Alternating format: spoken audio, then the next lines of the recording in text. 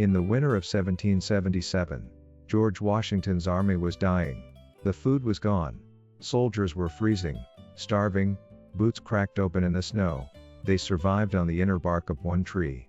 249 years later, my grandfather boiled the same bark every morning for his burning stomach. He lived to 89, never had an ulcer, never knew the inside of a hospital.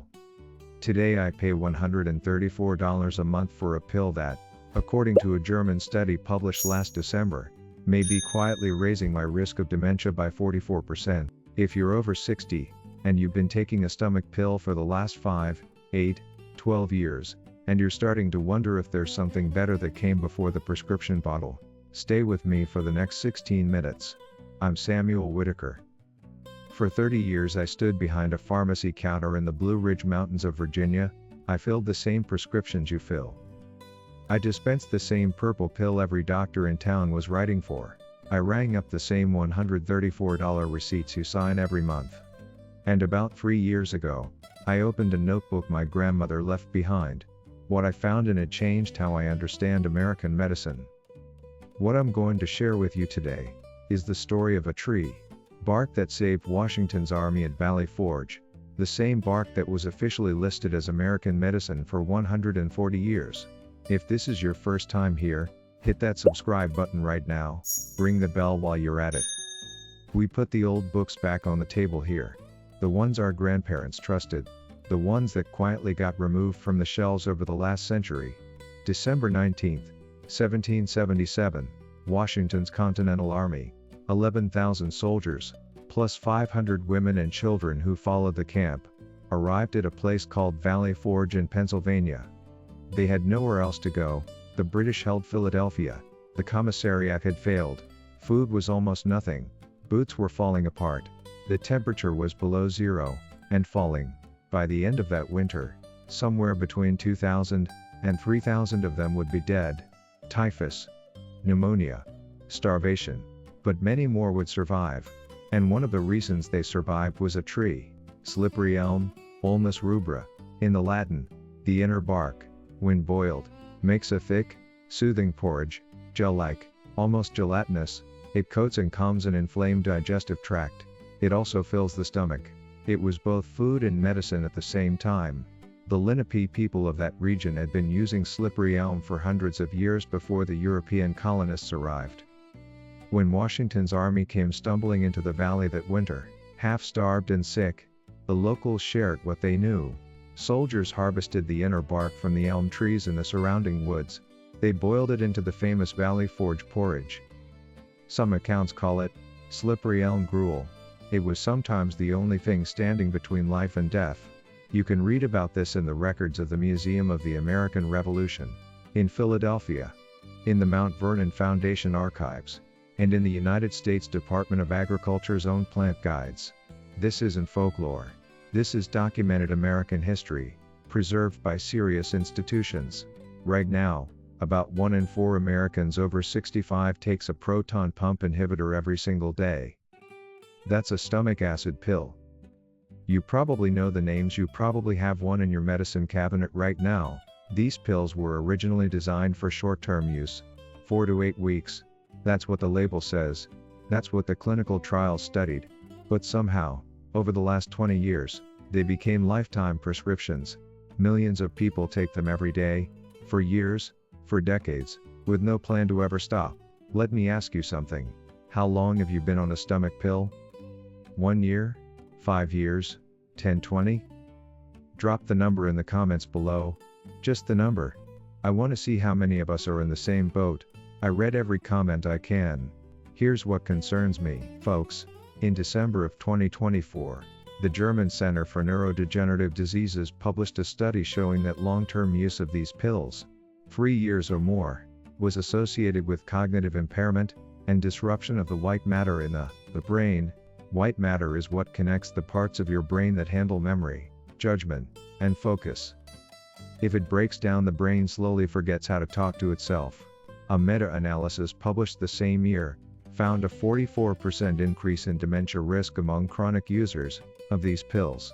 A systematic review published in August of 2025 linked these same pills to cognitive decline, kidney disease, bone fractures, and cardiovascular events. None of this is fringe research. These are peer-reviewed journals. Major medical institutions, including German Federal Health Research. So why is your doctor still writing the same prescription, year after year, without a single warning? The mechanism is actually understood. These pills block the production of stomach acid. But stomach acid is what your body uses to absorb vitamin B1, 2, calcium, magnesium, and iron. Without those nutrients, the brain slowly loses its ability to function properly, the bones weaken, the heart works harder, the kidneys strain. Now, and I have to say this very clearly, if you're on one of these pills right now, do not stop taking it suddenly. Rebound acid is brutal. We'll talk about the right way to taper down with your doctor's supervision later in this video. This is critical. But first, you need to understand why this disappeared from American medicine. In the first place, for 30 years, I dispensed those pills without thinking twice. The protocol was clear. Burning stomach, here's your prescription, see you in 6 months. And for 30 years, I dismissed everything my grandmother used to do, the dried bark in her pantry, the morning porridge she made every Sunday, the notebook on her kitchen shelf with handwritten recipes from her own mother. Going back to the 1890s, I called it folk nonsense. I had the white coat, I had the diploma. What did an old woman in the Virginia mountains know that I didn't? Folks, I'm here today to tell you I was wrong. About 4 years ago, I noticed something. I was 58 years old. I'd been on a stomach pill for 11 years. I started it after a stressful patch at work, and I never stopped. I started forgetting the names of common medications. Drugs I'd dispensed thousands of times. The names just wouldn't come. At first I thought it was age. Everybody forgets a name now and then. Then I read the University of Michigan study on proton pump inhibitors and cognition, and something cold went through me. I went home that night and pulled out my grandmother's notebook. The same notebook I'd dismissed for 3 decades. I opened it to the page marked for the burning stomach, in her handwriting, dated 1942. And I read what she'd written. Slippery elm, inner bark, 2 tablespoons, hot water, morning porridge. That was my grandfather's recipe. He drank it every morning of his adult life, lived to 89, never had an ulcer, never had a stomach problem. Worth mentioning. I worked with my doctor. We tapered the pill down slowly over 6 months. I added the slippery elm in. 5 months after I was completely off the prescription, the names came back. The fog lifted, my energy returned, my stomach was calmer than it had been in 15 years. I'm not telling you this is a substitute for medical care. I'm telling you what happened in my own life, with my own doctor's supervision. I was wrong. Folks, for 3 decades I was wrong. How many of you have a grandmother who used to keep dried bark in jars? Who made morning porridge before there was such a thing as a prescription stomach pill? Tell me about her in the comments. Tell me her name.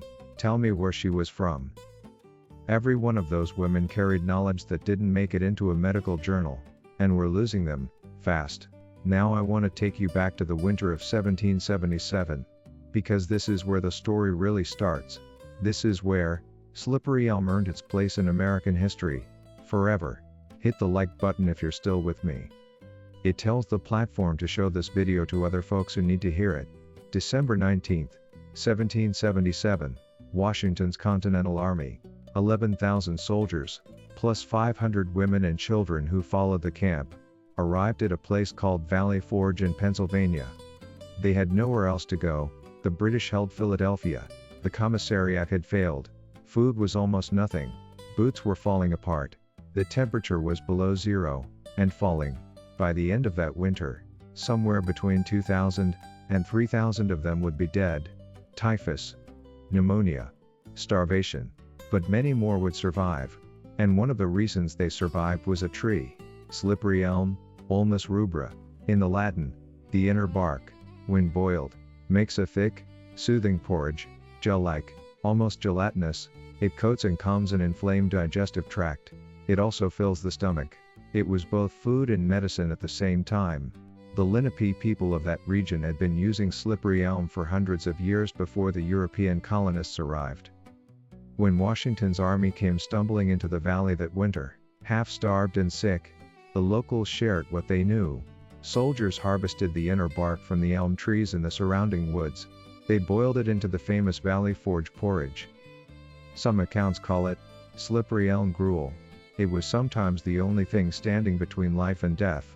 You can read about this in the records of the Museum of the American Revolution, in Philadelphia, in the Mount Vernon Foundation archives, and in the United States Department of Agriculture's own plant guides. This isn't folklore. This is documented American history, preserved by serious institutions. In 1820, the United States Pharmacopoeia, the federal compendium of officially recognized medicines in America, listed slippery elm inner bark as a standard American medicine. It would remain on that list for 140 years. Not until 1960 did it quietly disappear. So here's the question that bothered me for 2 years. If slippery elm was officially listed as American medicine for 140 years, and if it kept Washington's army alive at the founding moment of our country, then, how did it become invisible? How did it disappear from every pharmacy shelf, every medical school textbook, every doctor's mind? Folks, the answer follows a pattern you're going to start seeing everywhere once you know to look. In 1977, the first prescription acid blocker was approved by the FDA, a pill called cimetidine. 12 years later, in 1989, a stronger version was approved. The proton pump inhibitor era began. These drugs were patentable. They could be marketed. They could be sold by prescription, monthly, for years. By the late 1990s, the purple pill was the most advertised drug in America. In 1997, the United States changed the law to allow pharmaceutical companies to advertise prescription drugs directly to consumers, on television, in magazines, everywhere. Only 2 countries in the world allow this: the United States and New Zealand. Every other country bans it. What happened next was a marketing tsunami. By the early 2000s, hundreds of millions of prescriptions were being written every year. The drug class generated billions in annual revenue. And during those same years, slippery elm, it just slipped away. Nobody attacked it. Nobody banned it. There was no need. The doctors who would have prescribed it had all retired. The marketing budget for slippery elm was zero. The marketing budget for the purple pill was unimaginable. That, folks, is how American medicine forgets things. Not with a ban, not with a fight with a checkbook. Now I want to show you the trail of evidence. Because I don't expect you to take my word for any of this. First, historical proof. The Museum of the American Revolution in Philadelphia documents the use of slippery elm at Valley Forge. The Mount Vernon Foundation does the same. The USDA's official plants database lists Ulmus rubra, with a full taxonomic profile. Second, federal recognition. Slippery elm was in the United States Pharmacopoeia from 1820 to 1960, 140 years as an officially recognized American medicine. And here's something most people don't know: slippery elm is one of the very few herbal preparations that the FDA today still recognizes as an over-the-counter demulcent in 2026. Third, eclectic medicine documentation. King's American Dispensatory, published in 1898, devotes detailed pages to slippery elm. Fourth, international recognition. The German Commission E, the federal regulatory body in Germany for herbal medicines, formally recognized slippery elm for digestive inflammation. Fifth, modern peer-reviewed research studies in Curis, published in 2025, have linked long-term proton pump inhibitor use to multiple adverse outcomes. The science is catching up to your great-grandmother. It's just taking its time about it. If this conversation is helping you think differently, do 2 small things. First, hit the like button. Second, drop the word patriot in the comments. Just that one word. It tells me, in a single glance, who's still here, who's ready to bring back what kept Washington's army alive. I read every comment with that word. Alright, now the practical part. First, identification. Real slippery elm is Ulmus rubra, sometimes called red elm, or Indian elm. The most important part is the inner bark, not the outer bark.